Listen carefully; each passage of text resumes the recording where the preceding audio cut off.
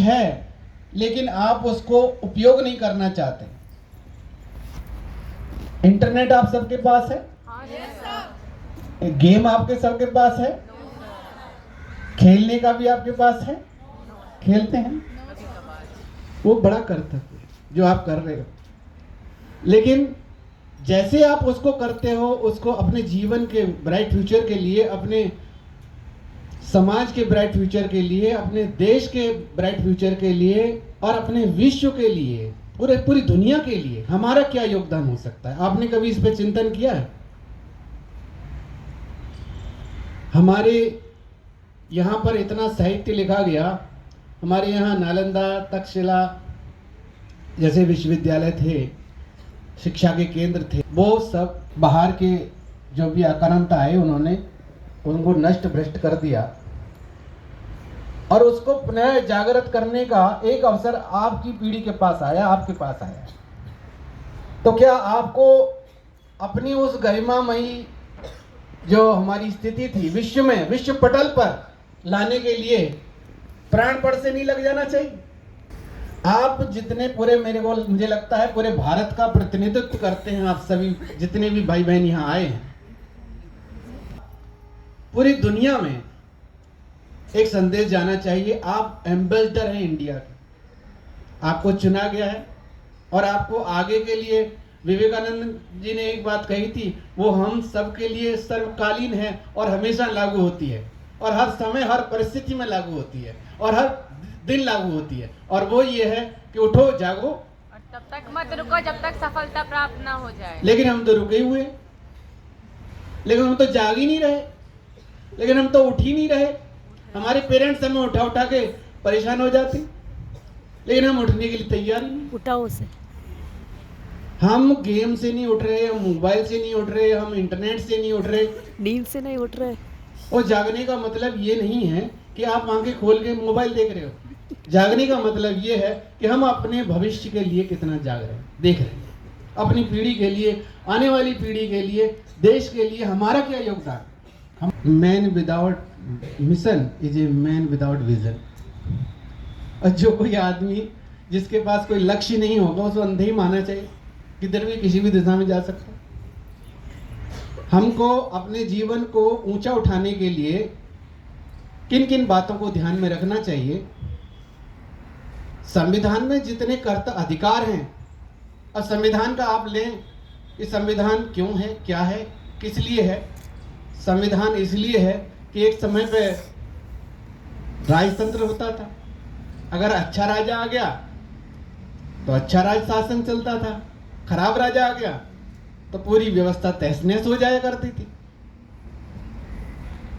फिर एक दार्शनिक ने एक सूत्र दिया कि प्रजातंत्र होना चाहिए। जब उसने दिया तब उसका मजाक उड़ाया, लेकिन बाद में वो अपनाया जाने लगा, यूरोप में अपनाया गया, बाद में और भी देशों में अपनाया गया, और उसके परिणाम देखने को ठीक मिले। तो हमारे देश में भी हमारे जो संविधान निर्माता थे, हमारा देश आज़ाद हुआ, और आज़ादी के साथ साथ एक संविधान की परिकल्पना की गई, इस हमारे संविधान में क्या क्या होना चाहिए। और दुनिया के जितने जितने अच्छे प्रयोग थे, दुनिया भर के, कनाडा, अमेरिका, रसिया और ऑस्ट्रेलिया, जापान, जितने भी देशों के अच्छे, आयरलैंड,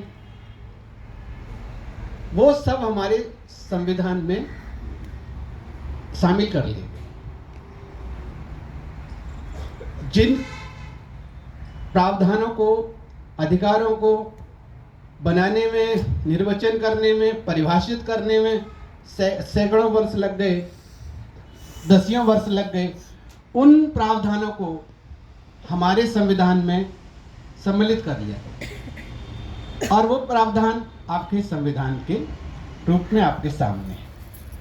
आप वैसे कितने जो हमारे स्टूडेंट्स हैं यहाँ पर, कितनों ने संविधान को पढ़ा है? हाथ उठा दें। यह संविधान के बारे में आपको पढ़ना चाहिए। क्यों पढ़ना चाहिए? आपको लॉ करनी है इसलिए नहीं पढ़ना चाहिए, आप नागरिक हैं इसलिए पढ़ना चाहिए। और पहला कर्तव्य संविधान का जो कहता है कि हम संविधान का पालन करें। पालन करेगा तब करेंगे जब हम संविधान को समझेंगे, संविधान को जानेंगे, और संविधान को जानेंगे समझेंगे तभी पालन करेंगे, अपने व्यवहार में लाएंगे। हमारे संविधान के माध्यम से शक्तियों को 3 भागों में विशेष रूप से बांटा गया है, न्यायपालिका, कार्यपालिका और विधायिका। जैसे हमारे जो धर्म में भी 3 देवता हैं, ब्रह्मा विष्णु शंकर। एक रचना करने वाली शक्ति, एक पालन करने वाली शक्ति, एक न्याय करने वाली शक्ति। ये मैं आपको समझाने के लिए कह रहा हूं। और जो व्यवस्था है वो इसी तरीके से हमारे देश में चल रही है कि आप इसे भूले ना। जुडिशरी का एक चैप्टर अलग है, एग्जीक्यूटिव का एक चैप्टर अलग है, और लेजिस्लेचर का एक चैप्टर पूरा अलग। हमारे संविधान में 395 आर्टिकल हैं, और सभी जितने आर्टिकल हैं उनमें बहुत सारे अमेंडमेंट हुए हैं अभी तक, और उन अमेंडमेंट्स के बाद में संविधान अभी भी आगे अग्रसर है कि और भी अमेंडमेंट हो। पर साथ साथ हमें ये भी देखना चाहिए कि अमेंडमेंट हमारे व्यवहार में भी होना चाहिए, क्योंकि एक तरफ संविधान में अमेंडमेंट हो रहे हैं, संविधान में जोड़ दिए गए फंडामेंटल ड्यूटी। क्या हमने अपने जीवन में जोड़े फंडामेंटल ड्यूटी? अगर नहीं जोड़े तो क्यों नहीं जोड़ना चाहिए? फंडामेंटल ड्यूटीज आप सबके लिए सर्कुलेशन के लिए रखी हुई हैं, अभी आपके पास सब आ जाएंगे।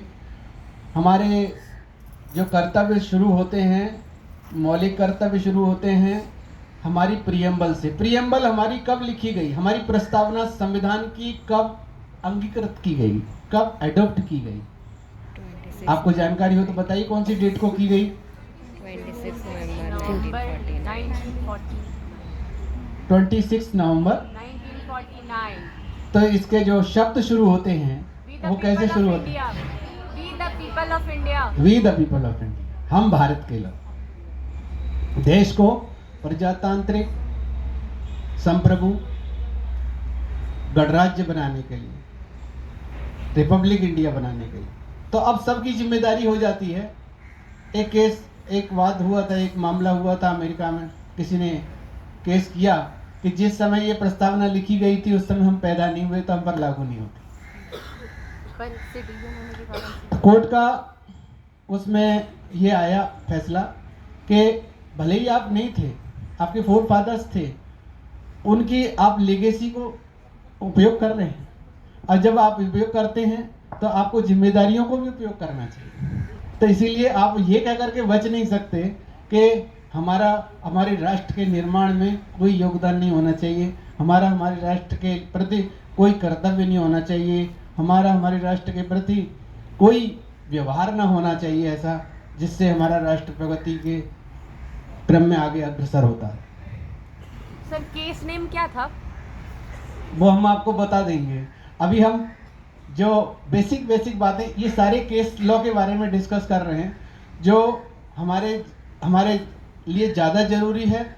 अगर आप हर टॉपिक को, जैसे संविधान का टॉपिक, जैसे संविधान सर्वोपरि क्यों है, प्रश्न आया एक मामले में सुप्रीम कोर्ट के में, भारत के सुप्रीम कोर्ट के में, कि उसके केस के फैक्ट इस तरीके से थे कि एक पत्रकार ने विधानसभा के विरुद्ध में कुछ प्रकाशन किया और विधानसभा ने उस प्रकाशक को, जिसने प्रकाशन किया था, उसे विशेषाधिकार हनन मानते हुए उसको अरेस्ट करने का ऑर्डर दे। उसने उस आदेश के खिलाफ लखनऊ बेंच हाई कोर्ट में वहाँ पर याचिका दाखिल की और उसकी याचिका स्वीकृत हुई और हाई कोर्ट ने आदेश दिया कि इस पर रोक लगा दी जाती है। जब हाई कोर्ट के आदेश के बारे में उनको पता चला, जो संविधान सभा थी वहाँ की, कि हमारे विशेषाधिकार हनन के नोटिस को हाई कोर्ट ने रोक दिया है, तो उन्होंने उसको, वो जो 2 जज थे उनके खिलाफ भी अरेस्ट वारंट भेज दिया।